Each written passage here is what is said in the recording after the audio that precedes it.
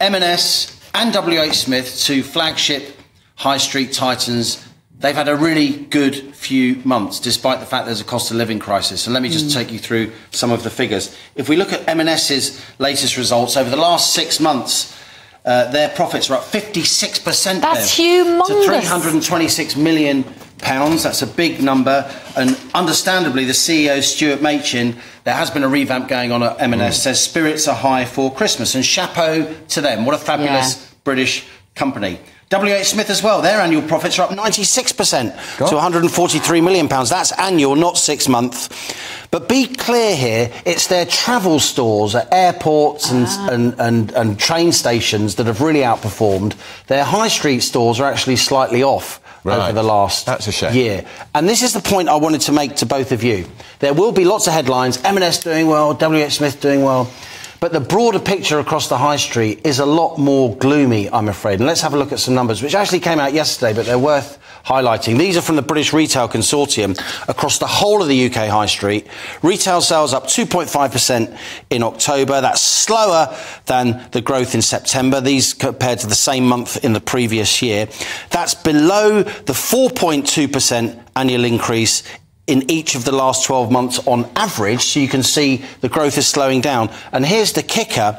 These are nominal numbers, right? These are numbers before inflation. When you consider that inflation is 6.7%, the value of retail sales in real terms has been falling over the last year, and it's now falling at an accelerating pace. I don't say this to be gloomy. I just think that GB News viewers and listeners want to know how it is. And it's the old problem about the high street, Liam. All sorts of factors. The government are going to do all sorts of things, they say, to stimulate the high street. They never do. Why can't they just make sure parking charges, for instance, are cut? Wouldn't that help a lot? Britain's high streets, particularly in our towns, in our cities as well, but particularly in our towns, are suffering systemically from the big online retailers, from what we call business rates, which are taxes that physical shops have to pay, which online retailers don't have to pay before they make any money at all. Before they take any money at all, they have to pay those taxes on their premises. But on top of that, we've still got a lot of people suffering in this economy.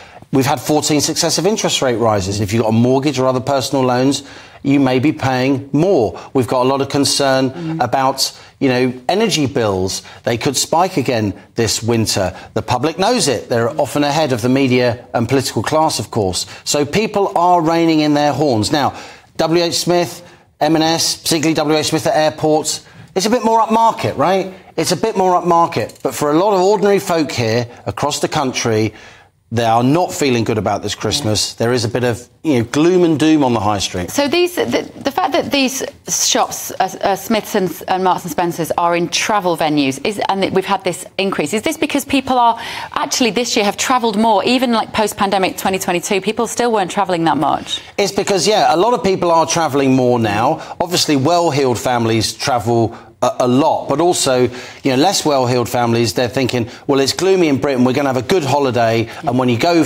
on your holiday, you're going to spend money in the shops. Your holiday starts when you get to the airport for a lot of people, right? And that's why Smiths in travel venues, whether it's trains or airports, is doing quite well. That's why WH Smith is doing quite well, because it is generally more of an upmarket place. But those British Retail Consortium figures show across the high street, it's not plain sailing. I always buy a book at WH Smith's at the airport, wherever I'm going. It's a ritual. But it's wonderful. I always do. I always do.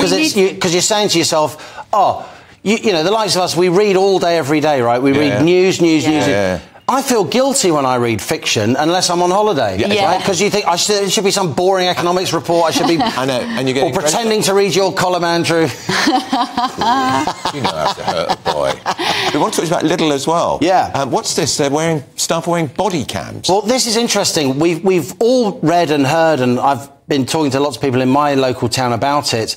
There's a lot of shoplifting going on, and this often happens when the economy turns down.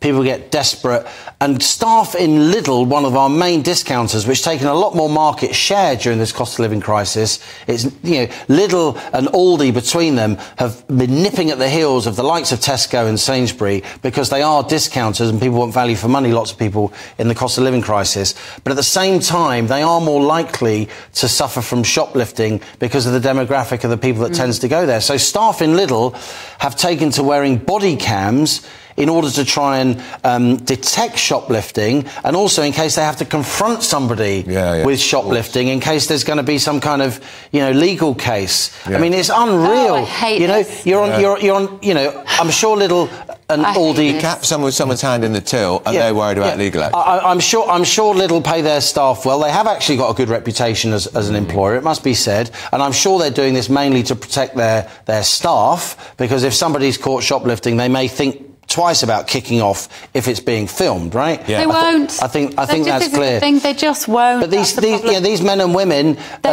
people who they consider themselves to be desperate. They're only going to more likely assault the shop worker wearing the camera to push them down on the ground so they can't see it. And this shoplifting thing, Liam, this has got to be partly because of self-service checkouts. That has got to be, because you see it all the time. I see people. I saw somebody the other day do a basket full of a bag of shopping, and then kind of was dealing with the kids, and the partner was there, and she went, "Oh, just take that," and he went, and then she sort of cancelled it, and she started again. I thought they've just nicked the whole bag of shopping. How can they keep their eye on it all the whole time they can't? Two things. Yes, shoplifting is closely related to an economic downturn. Absolutely. Yeah. There will be people shoplifting, you know, particularly single mums you talk to and read about a lot. They're just desperate to feed their kids, and they're scared, and they're financially insecure.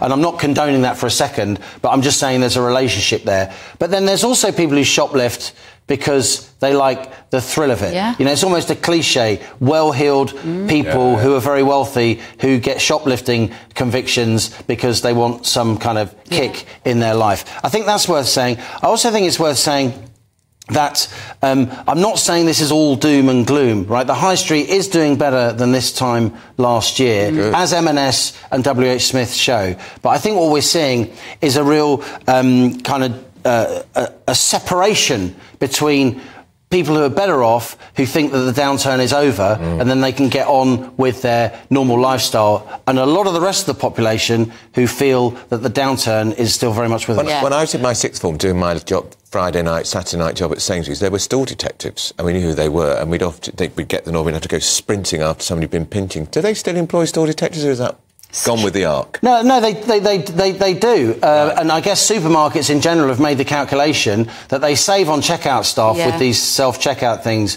Bev, but they're going to lose more when it comes to shoplifting. But the problem is, if I take an item and put it in my basket, right, and I don't check it, you don't know that shoplifting's taken place. I mean, it's difficult to measure these things when they circumvent the system. Right? They must know that shoplifting's taken place, because when they're doing a stock check and they've had X come in and they've had X amount of produce go out, there'll be a discrepancy. But you mean they don't see it It's undetected. It's completely undetected. Yeah, absolutely. All right, thank you, Liam. Right, I always go to the till. I do. Use people, human beings. Exactly. I like human beings.